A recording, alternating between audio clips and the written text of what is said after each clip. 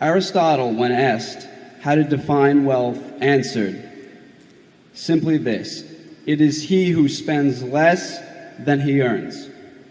What advice could you give a young entrepreneur as myself on how to go about defining and both building wealth within their own business, as I hope to build a business that one day you'd be interested in acquiring? I predict you're going to build one. You know, it may not quite get to the size that we're a moving target as well. But if you start off with that principle you just enunciated, there are probably some other similar principles that you'll have that we would also agree with. There's nothing like following your passion. I mean, I love what I do, obviously, and I've loved it the whole time I've done it. Charlie is the same way. We have managers, you know, they come. Some of them went to business school, some of them didn't. You know, they're all types, but the common factor in them, they're successful. The common factor is they love what they do.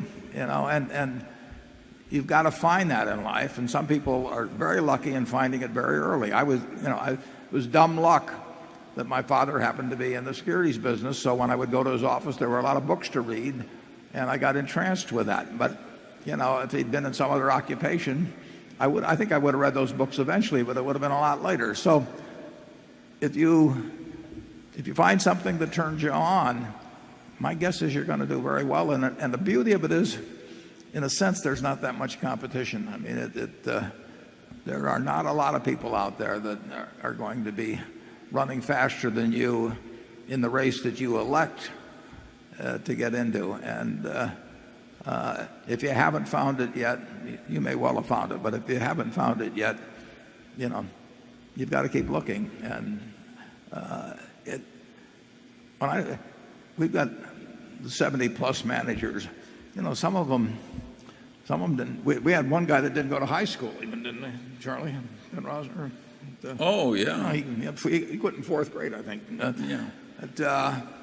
Well, Mrs. B never went to school a day in her life, you know. And when you go out to the Furniture Mart, I hope you go out this evening. We expect to set a record today in sales.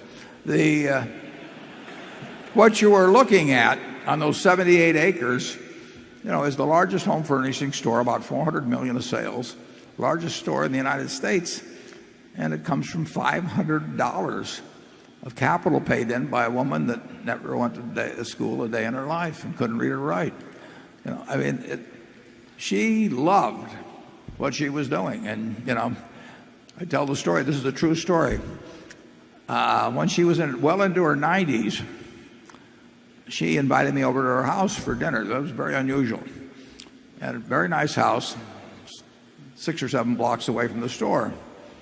And I went into the house, and the sofa, the chairs, the lamp, the dining room table, they all had little green price tags hanging down at them. It made her feel at home.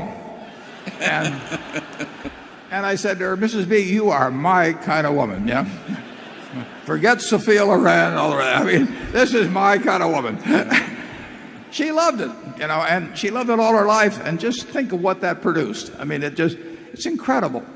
I mean, one time my dad used to quote Emerson that the power that lies within you is new in nature, you know, and basically the power that was within Mrs. B was new in nature. And just over a lifetime, it produced amazing things. So find your passion. And then don't let anything stop you.